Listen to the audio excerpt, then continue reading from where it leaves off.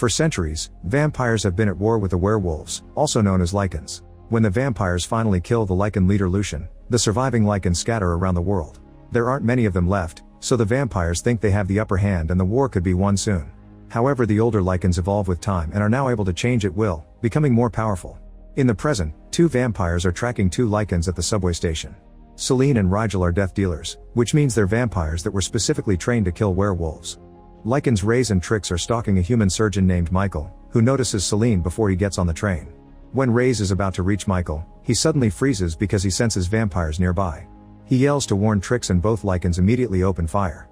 Rigel runs to hide behind a column, but when he tries to fire back, he gets shot in the shoulder. Celine watches in horror as the bullet glows in him, burning his body from the inside. As most civilians run to leave the station, Celine joins the gunfight too. Both sides shoot without caring about their surroundings and Trix ends up accidentally hurting a woman.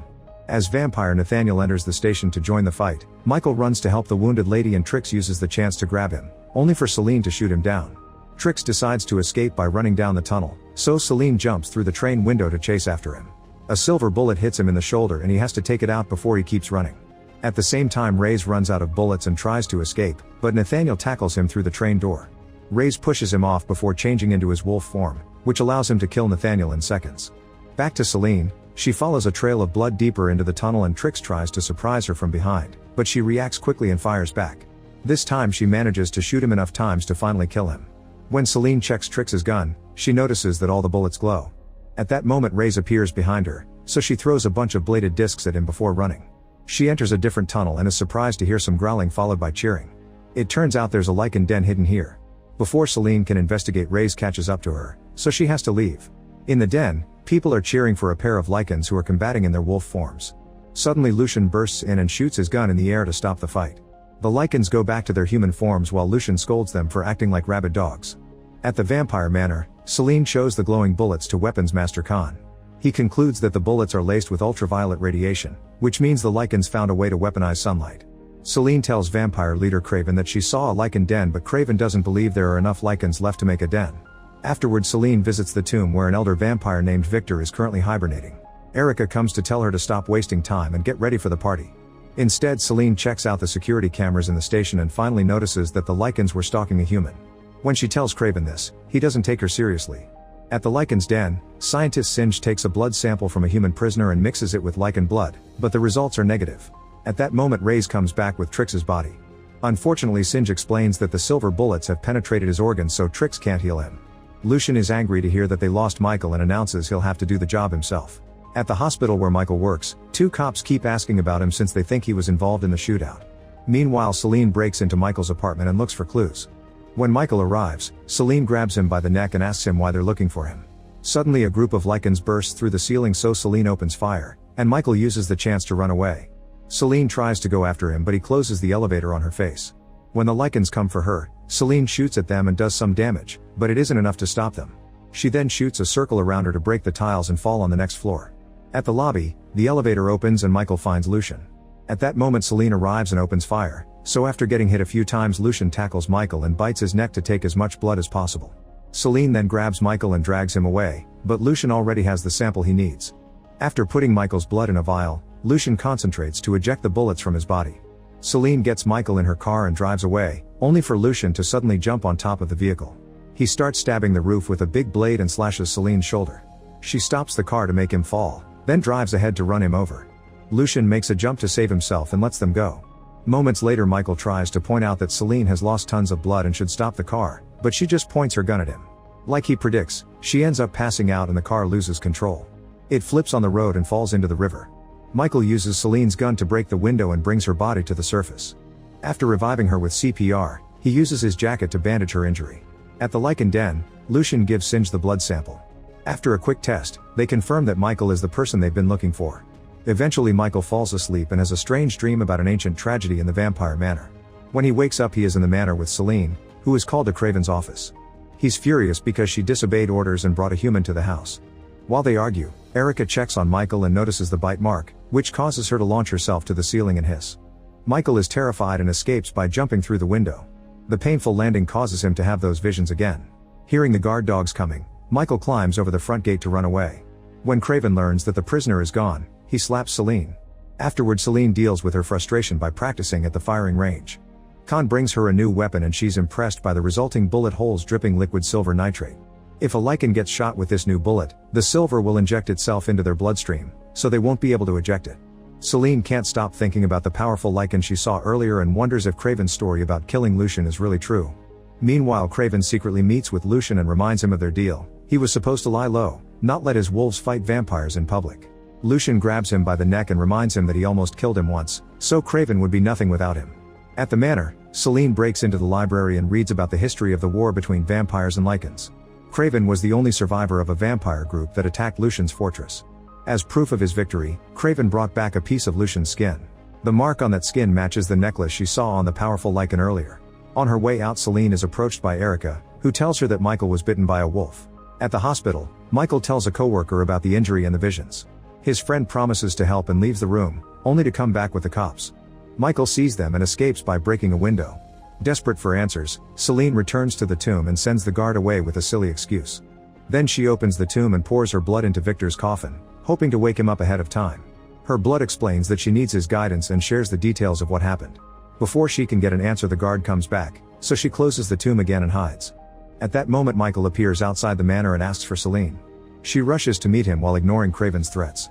While Celine and Michael leave in the car, Erica tells Craven that Michael is a lichen. At that moment, Victor wakes up and scolds Craven for not leading the coven well in his absence. He wants another sleeping elder to be awakened too, but Craven explains that Victor has been woken up ahead of schedule. They need to wait for the council's arrival tomorrow to complete the ritual. During the car ride, Celine tells Michael about the ancient war. Usually humans die an hour after being bitten by a vampire or a lichen because the viruses they transmit are deadly. All the visions Michael has been seeing are memories passed to him through the bite. The duo makes it to an abandoned building that the vampires use for interrogations, and Celine shares some cloned blood with Michael. It turns out the vampires own the company that produces it. Then Celine tells him that she hunts lichens for revenge because when she was a child, she had to listen to her whole family getting butchered by the wolves. It was Victor who saved her and made her a vampire. She says that the werewolves started the war, but she doesn't know the details. In return, Michael explains that he lost his fiancée in a car crash. When Celine is about to leave, Michael tries to go with her. They share a kiss and Celine uses the chance to handcuff him to a chair. She points out that tomorrow there will be a full moon and he'll probably transform into a flesh-eating beast, so she leaves him a gun with a single silver bullet. It won't kill him, but at least it'll delay the transformation. At the manor, Celine punches Craven and goes to see Victor, who is angry because he's been awakened early. Celine explains the coven is in danger, but Victor thinks they're just silly theories and that she's been tainted by the lichens. The council will judge Celine for breaking the rules, and until their arrival, she's locked up in the manor.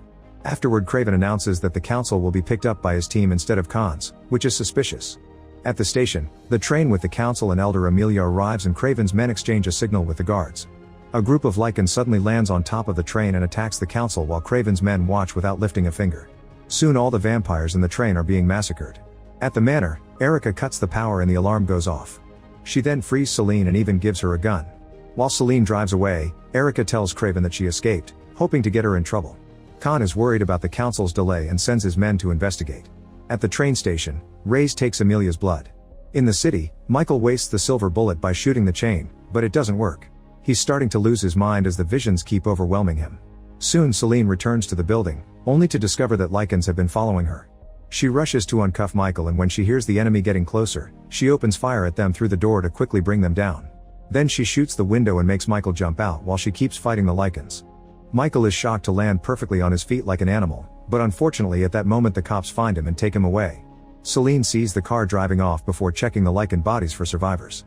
In the police car, Michael sees the full moon and starts to transform in a very gruesome way. The cops quickly pull over and give him an injection that prevents him from transforming.